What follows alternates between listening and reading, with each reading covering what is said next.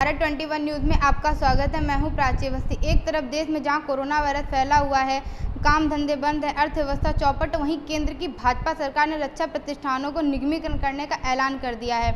हमारे साथ मौजूद है वार्ता करने के लिए भारतीय प्रतिरक्षा मजदूर संघ के राष्ट्रीय उपाध्यक्ष साधु सिंह जी। नमस्कार।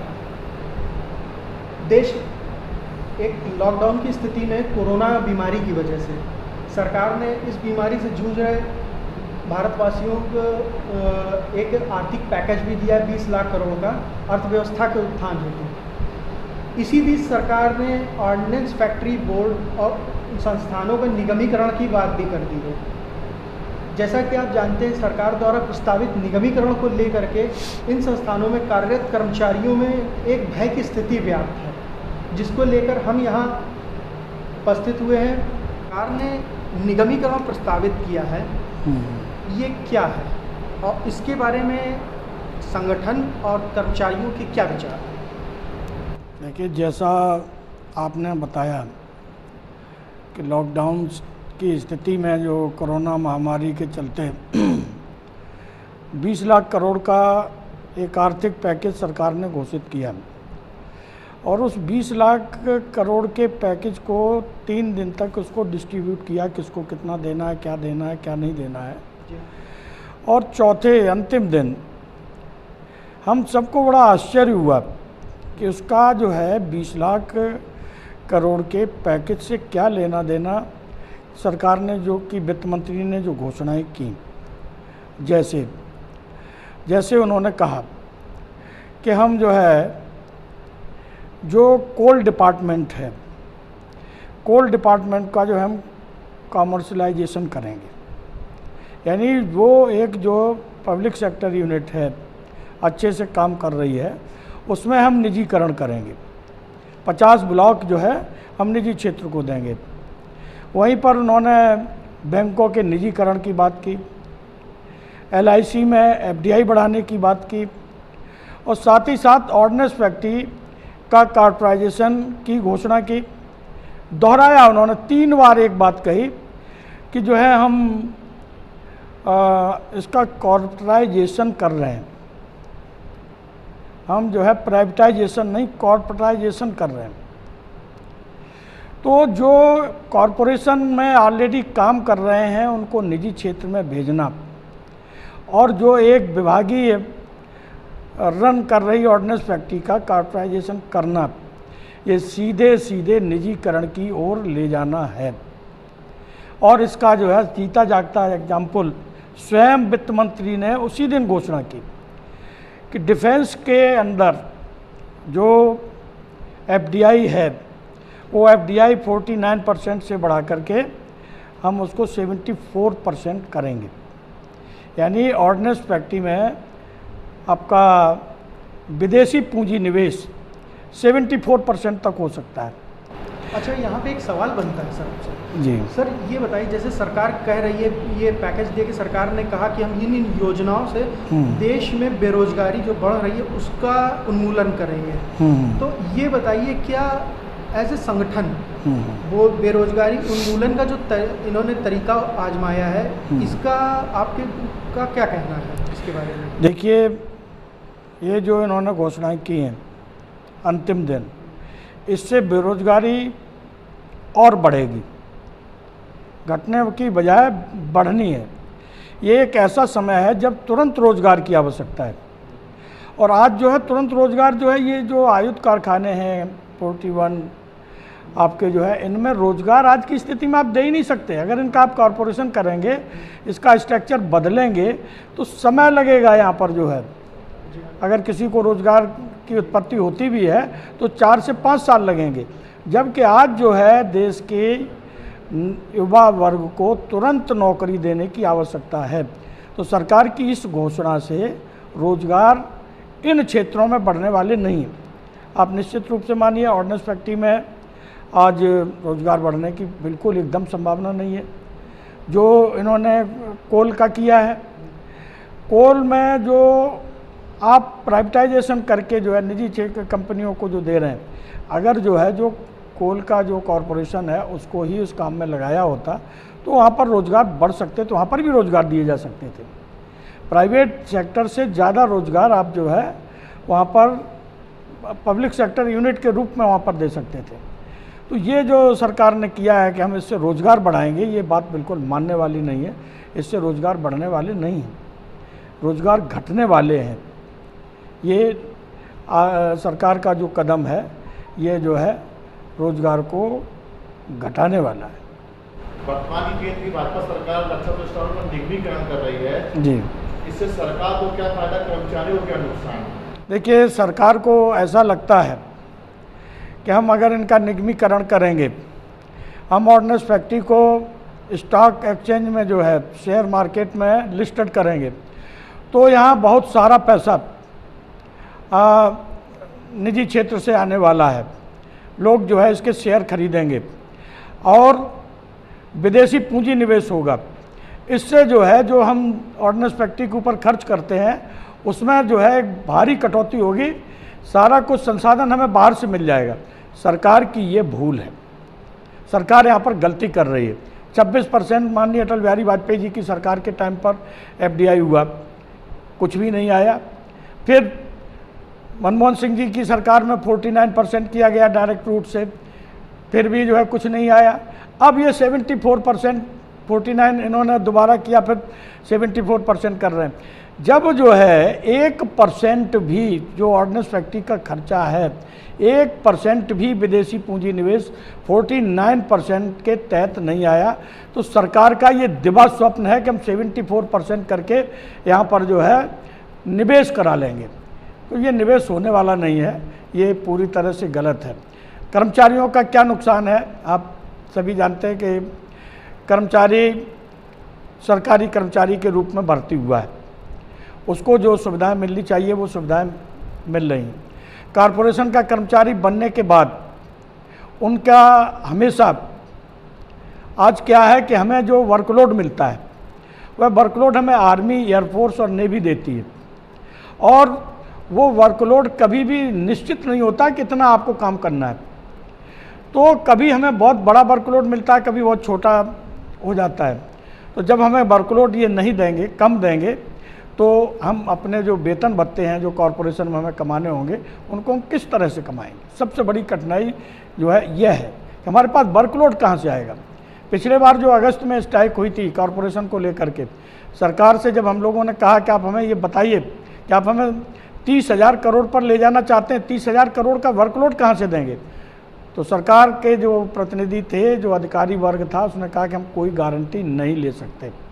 सर माफ़ी चाहूँगा बीच में रोके, यहाँ से एक बहुत अच्छा प्रश्न निकलता है। सर ये बताइए, जैसा आपने कहा हड़ताल निगमीकरण की बात काफ़ी पहले से चल रही है, इसमें आपने देखा होगा अरुण जेटली जी के समय निगमीकरण नहीं होगा, उन्होंने घोषणा करी जी। फिर इसके बाद उन्होंने फिर कोशिश करनी करी, निर्मला सीतारमण जी ने, फिर उन्होंने आप लोगों ने स्ट्राइक करी, उन्होंने कहा कि मैं निगमीकरण नहीं किया जा रहेगा, जैसी स्थिति यथास्थिति बनी रहेगी। तो सर एक चीज़ पूछना चाहूँगा, देश के दो डिफेंस मिनिस्टर जो दोनों फाइनेंस मिनिस्ट्री भी संभाल चुके, वो अगर इस बात को कहते हैं कि निगमीकरण नहीं होगा, यथास्थिति बनी रहेगी, फिर वो अपनी बात से मुकर जाते हैं। अब कर्मचारी यहाँ पे आपके बारे में सोच रहा, आपकी तरफ आस लगा के देख रहा कि आप भाजपा समर्थित भारतीय प्रतिरक्षा मजदूर संघ है, उन्होंने वोट आपके कहने पे भाजपा को दिया है, तो भाजपा आपकी बात क्यों नहीं सुन रही? आपने इसका विरोध किया कि नहीं किया? कहाँ पे कम्युनिकेशन गैप है, आपकी तरफ से हुआ या सरकार नहीं सुन रही, या सरकार की गलती या मिनिस्टर की गलती है?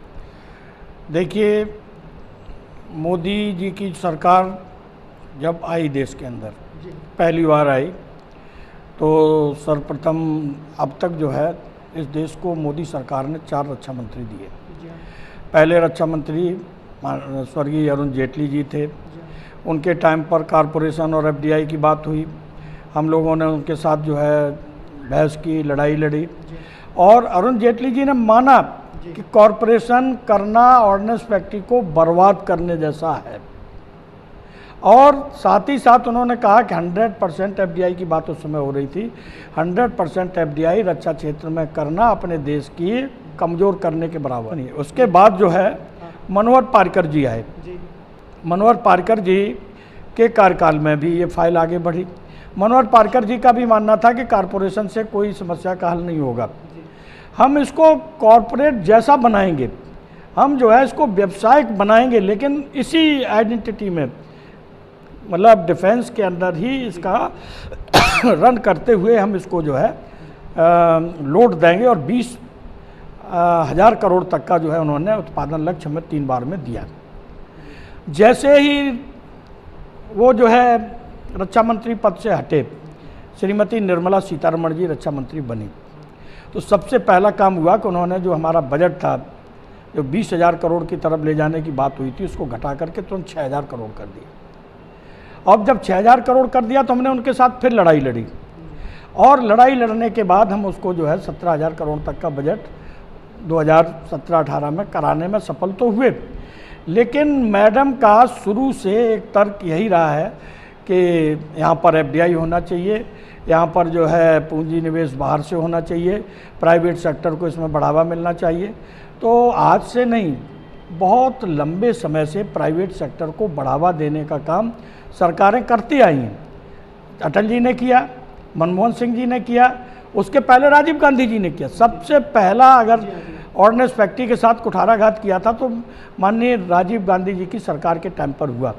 उन्होंने 1984 में भर्तियों पर रोक लगाते हुए कहा कि ऑर्डिनेंस फैक्ट्री लो टेक्नोलॉजी का काम करती हैं, इनको हमें ज़रूरत नहीं है, धीरे धीरे इनको हमें कम करना है। 15 साल तक भर्तियां नहीं हुई ऑर्डिनेंस फैक्ट्री में। तो ये जो है लगातार ये कोशिश होती रही कि इनको हम निजी क्षेत्र में लेकर के जाएं। जहाँ तक आपका प्रश्न है कि भाजपा समर्थित भारतीय मजदूर संघ, देखिए भारतीय मजदूर संघ एक गैर राजनीतिक संगठन है, और हमारा भी जैसे आम नागरिक का अधिकार है वोट डालने का, तो वोट कोई ना कोई किसी न किसी को हम देते हैं। अगर ये मान भी लिया जाए, आपकी बात को हम सही मान लें कि जो है वो हमारे वोट के कारण ही, और हमने उनको जिताया, हमने सरकार बनाई, तो हम तो जो है अगर जो है भाजपा समर्थक हैं तो हम जनसंघ के टाइम से, जब जनसंघ हुआ करती थी, तब से इसको वोट देते आ रहे हैं।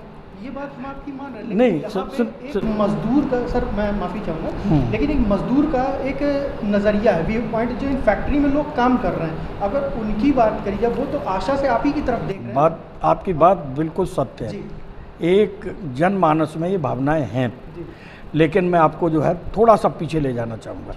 माननीय अटल जी की सरकार थी, अटल जी की सरकार में जो है इन्हीं सब नीतियों को लेकर के, औद्योगिक नीति को लेकर के, डिफेंस के अंदर FDI को लेकर के, डिफेंस में के अंदर कॉरपोरेशन को लेकर के, भारतीय मजदूर संघ और भारतीय जनता पार्टी में बहुत ज़बरदस्त विवाद हुआ। और उस समय जो है, उस समय भाजपा के अंदर भी एक ऐसा वर्ग था जो भारतीय मजदूर संघ के साथ खड़ा था कि जो है डिफेंस का कॉरपोरेशन नहीं बनना चाहिए और FDI नहीं होनी चाहिए। तो हम जो है कभी भी सरकार के अंधभक्त नहीं रहे, जैसा हमारे ऊपर लोग आरोप लगाते हैं अंधभक्त, हम अंधभक्त नहीं हैं। हमने उस समय भी विरोध किया था, हमने मोदी 1 में भी विरोध किया, मोदी 2 में भी विरोध किया। एक एग्जाम्पल मैं आपके सामने रखना चाहूँगा, ऑर्डिनेंस फैक्ट्री का इतिहास 220 वर्ष का लगभग होने जा रहा है। कभी भी इतने बड़े आंदोलन नहीं हुए, कभी 1 दिन की स्ट्राइक हो गई, कभी जो है 2 दिन की स्ट्राइक हो गई, इस तरह का जो है। लेकिन मोदी सरकार के टाइम पर हमारी अगुवाई में, भारतीय प्रतिरक्षा मजदूर संघ की अगुवाई में, वो 2019 में हमने 2 बार ऐतिहासिक हड़ताल की, एक बार 3 दिन की और एक बार महीने भर की हड़ताल पर जा रहे थे। लेकिन सरकार के जो है कुछ आश्वासनों के बाद हम जो है हड़ताल से बैक हुए। अच्छा, ये बात आपकी जो आपने जैसे आश्वासन कहा, एक मजदूर वर्ग, एक घड़ा जो है यहाँ लोगों का ये कह रहा है कि अब आश्वासनों से काम नहीं चलेगा। सरकार आप लोगों को लिखित में क्यों नहीं देना चाहती, वो कतरा क्यों रही? नहीं, सरकार ने जो पिछली बार लिखित में दिया था, यहाँ पर मैं आपको बता दूं, उस समय सरकार ने ये कहा था कि अभी तक हमने निगमीकरण का फैसला नहीं लिया है। लिखित में है ये। कब का है ये अगस्त 2019 में, कि अभी तक शब्द जोड़ी में जो है अभी तक निगमीकरण का फैसला नहीं है। लेकिन हम विचार जरूर कर रहे हैं कि निगमीकरण से ऑर्डिनेंस फैक्ट्री को स्वायत्तता प्रदान की जा सकती है, जिससे ऑर्डिनेंस फैक्ट्री अच्छे से काम कर सकती है। उस समय हमने कहा था कि नहीं, आपका विचार गलत है, आप हमें वर्तमान जो हमारी आइडेंटिटी है, हम सरकारी कर्मचारी के रूप में, सरकारी एक डिपार्टमेंट के रूप में जो आप हमसे अपेक्षा करते हैं उतना वर्कलोड हमें दे दीजिए। हम अगर 3 साल में पूरा न कर पाएँ तो आप हमारा कॉरपोरेशन बना दीजिए। इसी आधार पर एक हाई लेवल की कमेटी बनी। अब हाई लेवल कमेटी की 2 मीटिंग्स हुई और उस मीटिंग्स में उन्होंने लगातार केवल और केवल कॉरपोरेशन में आपको क्या चाहिए इस पर बात करनी चाहिए। हम लोगों का कहना था कि आप हमें 30,000 करोड़ का वर्तमान आइडेंटिटी में दो। इसके बाद जो है वो मीटिंग्स आगे नहीं हुई और अचानक जो है एकदम से घोषणा हो गई। जब एक हाई लेवल कमेटी बनी हुई है और हाई लेवल कमेटी में चर्चाएं हुई नहीं, निर्णय हुए नहीं, तो इस तरह की घोषणा करना ये सरकार का जो है एक तरह से घमंड दर्शाता है। सरकार एक घमंड, विश्वासघात माना जा सकता है। बिल्कुल, ये जो है सरकार की तरफ से जो है सीधा सीधा कर्मचारियों के प्रति विश्वासघात है। भारतीय प्रतिरक्षा मजदूर संघ का आगे की क्या नीति रहेगी? भारतीय प्रतिरक्षा मजदूर संघ ने जैसे ही ये आपका सरकार की घोषणा हुई उसी दिन जो हम लोगों का जो समूह था, पहले जो महासंघ हैं, उन महासंघों से जो है बातचीत किया। उनसे बातचीत करने के बाद हमने भारत सरकार को पत्र लिखा कि आप अपने इस फैसले को रिव्यू करिए। अभी जब जो है एक हाई लेवल कमेटी है उसकी रिपोर्ट नहीं आई और उसकी मीटिंग्स नहीं हुई, तो आपकी ये घोषणा करना एक जो है कर्मचारियों के साथ धोखा है, लिखित रूप में दिया। और अगर आप इससे पीछे नहीं हटते हैं तो हम मजबूर होंगे अनिश्चितकालीन स्ट्राइक करने के लिए। ये तो आपकी बात हो गई, लेकिन अभी एक बात कही जा रही है कि 5 तारीख के वेबिनार के थ्रू आपके संयुक्त मोर्चे से एक मीटिंग होनी थी जिसमें तीनों यूनियनों ने पार्ट नहीं लिया है, ये जानकारी जिसे मिल रही। तो ये बताइए, इस मीटिंग में पार्ट नहीं लिया उसका आपका क्या नज़रिया है, और जिस संघ ने पार्टिसिपेट किया है उससे क्या पूछा गया, क्या उसके भविष्य में कुछ दूरगामी प्रभाव होंगे? देखिए, हम लोगों ने जो है डिमांड ये रखी कि ये बहुत बड़ा मामला है, जी हाँ। इस पर आमने सामने जो है मैन टू मैन बात होना ही उचित होगा। जी वीडियो कॉन्फ्रेंसिंग के द्वारा इतना अच्छे ढंग से बातचीत नहीं हो सकती। दूसरी चीज़ जो है, पहला बात हमारा ये था। दूसरा हमारा ये था कि आपने आज तक जो है टर्म्स एंड रेफरेंस डिक्लेयर नहीं किए हैं। पहले आप टर्म्स एंड रेफरेंस बताइए। तीसरा हमारा ऑब्जेक्शन था कि हम जो है पिछले बार जो अगस्त के महीने में हम करीब 4 बार आपके साथ वार्ता किए, उसमें सब इकट्ठे थे। इन्होंने जो है जो 4 तारीख को मीटिंग बुलाई, उसमें जो है सबसे पहले AIDF, all India defence employees federation, उसको अलग टाइम दिया। भारतीय प्रतिरक्षा मजदूर संघ को 1 घंटे बाद अलग टाइम दिया।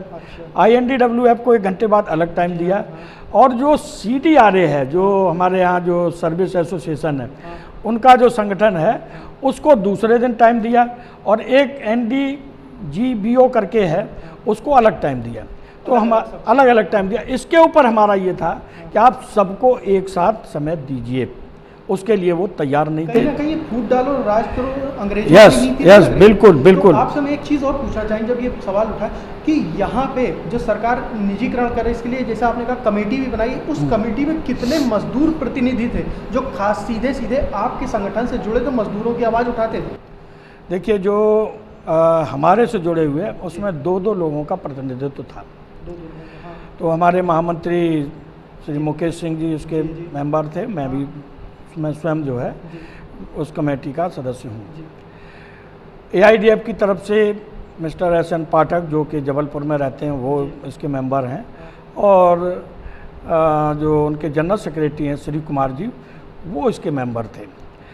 और INDWF की तरफ से अशोक सिंह जी, जो प्रदेश सेंटर के भी अध्यक्ष हैं, कांग्रेस के नेता हैं, वो जो है वहाँ पर प्रतिनिधित्व करते थे। और जो है श्रीनिवासन जी, उनके महामंत्री जी जो है सदस्य के रूप में करते थे। CDRA से 2 प्रतिनिधि जाते थे। उनके जो प्रेसिडेंट हैं वो कानपुर के ही हैं, BK सिंह जी, वो रहते थे। और मतलब सारी रजिस्टर्ड यूनियन से 2-2 सदस्य थे। हाँ। तो हम सिर्फ सर 2 शब्दों में इतना पूछना चाहेंगे क्योंकि समय कम है हमारे पास। ये बताइए, सारे सदस्य होने के बाद भी इन मीटिंग में कोई डिसीजन ना निकलना, कहीं ना कहीं क्या ये नहीं लगता कि आज के समय में ट्रेड यूनियंस की सरकार बिल्कुल उपेक्षा कर रही है? ट्रेड यूनियंस को एकदम अलग छोड़ दिया सरकार ने। बिल्कुल आपकी बात सत्य है, ये सरकार बिल्कुल मदान्ध है। तो आगे के समय में मैं बोल लूँ पहले थोड़ा सा। ये सरकार मदान्ध है। मदान्ध इसने पूरी तरह से ट्रेड यूनियन को ख़त्म करने का बीड़ा उठा रखा है, जो हम कतई इसको बर्दाश्त करने वाले नहीं हैं। आप बहुत अच्छी तरह से जानते हैं कि हमारी अनेकों बार विभिन्न विषयों पर वार्ताएं हुई और उन वार्ताओं में इन्होंने हमें आश्वस्त किया, जैसे डिफेंस के अंदर मृतक कर्मचारियों के आश्रितों को लेकर के जो है बार बार जो है मैं रक्षा मंत्रियों ने आश्वस्त किया। आश्वस्त करने के बाद सरकार फिर पीछे हट गई। आज तक जो है मृतक कर्मचारियों के आश्रितों का कोई भी भलाई सरकार ने नहीं किया। आपको भली बात पता है, आप उस आंदोलन से जुड़े भी रहे और आपने बार बार जो है हम लोगों को भी प्रेस किया। दूसरा जो है, जो उस समय सरकार ने कहा था कि हम आपकी पूरी बात को सुनेंगे तभी हम कोई फैसला लेंगे, तो कौन से कारण हैं कि आपने जो है उस मीटिंग का जो टर्म्स एंड रेफरेंस था जिसमें हमने कहा था उसके ऊपर आपने विचार तक नहीं किया और घोषणा कर दी। तो ये सरकार ट्रेड यूनियन को बिल्कुल ख़त्म करने पर लगी हुई है। बहुत बहुत धन्यवाद। जैसा आपसे सर बात करी, अब बाकी प्रश्न हमारी सहयोगी पूछेंगी। प्राची जी, अप टू यू। सर, ये आप लड़ाई अब जीतेंगे कैसे? देखिए, कोई भी सरकार हो, कितनी भी बड़ी जो है बहुमत से जीती हुई सरकार हो, जनबल के आगे सरकार को झुकना होता है। जनबल की भावनाओं को सरकार नज़रअंदाज नहीं कर सकती। हम जो है आज जो भारतीय मजदूर संघ ने तय किया है कि जिनके ऊपर उन्होंने प्रहार किया उन सबको साथ लेंगे। जैसे जो है कोल सेक्टर को भी हम अपने साथ रखेंगे, हम जो है LIC को भी अपने साथ रखेंगे, बैंकिंग को भी अपने साथ लेने वाले हैं, और डिफेंस का जो हमारे तीनों महासंघ हैं, ये तीनों महासंघ एक जो है अटल चट्टान की तरह से जो है जुड़े हुए हैं। जनबल के आगे सरकार को झुकना पड़ेगा, हमारी बातों को सुनना पड़ेगा, और ये लड़ाई केवल हमारी नहीं है, ये राष्ट्र की सुरक्षा का मामला है। इस पर सरकार को गंभीरता से विचार करना ही होगा। सर, चुनाव होते हैं, केंद्र में चुनाव हुए, राज्य में चुनाव हुए, भारतीय प्रतिरक्षा दल बल का साथ लगता है, फिर उसकी बात क्यों नहीं सुनी जाती है? ये जो है सरकारों का काम होता है सरकार चलाना, और उनका जो है हमेशा, मैंने जो है अटल जी की सरकार देखी और आज देखा कि वो हम जो है वास्तविक रूप से कर्मचारियों की समस्याओं से मुंह मोड़ते हैं, और हम फिर उनको जो है रास्ते पर लाने का काम भी करते हैं। लाए हैं पहले, फिर से वो रास्ते पर लाने का काम उनको करेंगे। और जहाँ तक बात है वोट जो है समर्थन की, तो भारतीय प्रतिरक्षा मजदूर संघ कभी भी अपने कार्यकर्ताओं को प्रेरित नहीं करता कि आप केवल भाजपा को ही वोट दो। हमारे यहाँ आपको बहुजन समाज पार्टी के भी काम करने वाले मिलेंगे, सपा के भी काम करने वाले मिलेंगे, हर पृष्ठभूमि के, कांग्रेस वाले भी हमारे संगठन में। तो हम गैर राजनीतिक हैं, निश्चित रूप से हम कह सकते हैं। हाँ, जिसकी जहाँ इच्छा है वहाँ पर जो है वो समर्थन करता है। सर, आखिरी एक क्वेश्चन मेरा था, मैं सोच रहा था कि मैं आखिरी पूछना चाह रहा था, RSS यानी अनुसांगिक संगठन देखेंगे तो एक श्रमिक इकाई है, भारतीय मजदूर संघ ऐसा कहा जाता है। आपको नहीं लगता कि संघ को जरा बिल्कुल ठोस एक कड़ा निर्णय लेना चाहिए? आपने शब्द बोला मदमस्त है या मतंग है, जो भी बोला यूज किया आपने, संघ को इस कहीं ना कहीं इसमें इंटरफेयर करना चाहिए। और कोरोना में ही इनको याद आया, यानी आप हड़ताल कर नहीं सकते, आप 5 लोगों से ज़्यादा इकट्ठा हो नहीं सकते मनमानी करने के लिए। तो आपको नहीं लगता ये तानाशाह है और संघ को कहीं ना कहीं इसमें बिल्कुल कड़ा रोल क्या रहना चाहिए? देखिए, जहाँ तक संघ का प्रश्न है, बहुत बड़ा प्रश्न है, इसका उत्तर देने में मुझे कठिनाई भी है। मैं आपको जो है बताना चाहता हूँ कि संघ जो है हस्तक्षेप करता है। कब करता है? जब दोनों में लड़ाई होती है, सरकार और भाजपा और जो है भारतीय मजदूर संघ लड़ेंगे, निश्चित रूप से संघ उसमें हस्तक्षेप करेगा। तो वो समय अभी आया नहीं है, समय आएगा। कभी भी संघ जो है बिना लड़े हमें जो है सपोर्ट करने वाला नहीं। हम लड़ेंगे तो संघ का भी सपोर्ट हमें निश्चित रूप से मिलेगा, क्योंकि हम जो है सही रास्ते पर हैं, देश की सुरक्षा का मामला है। नहीं, अब लड़ाई शुरू हुई है, लड़ाई शुरू हुई है। अभी जो है आप देख रहे हैं कि हम स्ट्राइक बैलेट ले रहे हैं 9, 10, 11 को, और जब जो है अपने चरम पर आंदोलन जाएगा, कितना भी कोरोना का जो महामारी है इसमें जो है जैसे जैसे ढील होती जाएगी हमारा आंदोलन बढ़ता जाएगा। कर्मचारी की निगाहें सिर्फ भारतीय प्रतिरक्षा मजदूर संघ पर टिकी हुई है, आप ही के ऊपर इशारा है और आप ही के ऊपर देख रहे हैं नजरों से। हम 82,000 जो है जो कर्मचारी हैं उनको निराश करने वाले नहीं हैं। हम उनके साथ कंधे से कंधा मिला करके उनका सहयोग लेकर के एक बड़ा आंदोलन जो है पूरे देश में खड़ा करने वाले हैं। सर, इस समय कोरोना वायरस महामारी चल रही है जी, देश की आर्थिक व्यवस्था चौपट, देश धंधे पानी सब चौपट है, तो सरकार को ऐसी क्या जरूरत पड़ती है कि इस समय ही रक्षा प्रतिष्ठान को निर्वीकरण कर रहे हैं? वो सरकार का एक गलत कदम है। ऐसे टाइम पर जब जो है ये एक अविवेकपूर्ण कदम इसको कहा जाएगा कि जब जानते हैं कि इस मामले पर निश्चित रूप से बड़े आंदोलन होंगे और ये मौके का फ़ायदा उठाने वाला काम जो करने की कोशिश सरकार ने की है, तो बैंकों का जो है इन्होंने जो मर्जर किया इसी कोरोना के बीच में, वहाँ पर तो सफल हो गए, यहाँ पर सफल होने वाले नहीं हैं। हम निश्चित रूप से इस टाइम में ही हड़ताल कर रहे हैं। सरकार अगर आपकी मांगे नहीं मांगी तो आपका आगे कदम क्या होगा? हम कर्मचारियों के लिए अनिश्चितकालीन स्ट्राइक पर हम हैं। हम जो है जब तक सरकार नहीं मानेगी हम हड़ताल पर लगातार रहेंगे। बहुत बहुत धन्यवाद। आप सबको भी बहुत बहुत धन्यवाद। नमस्कार। धन्यवाद सर। नमस्कार।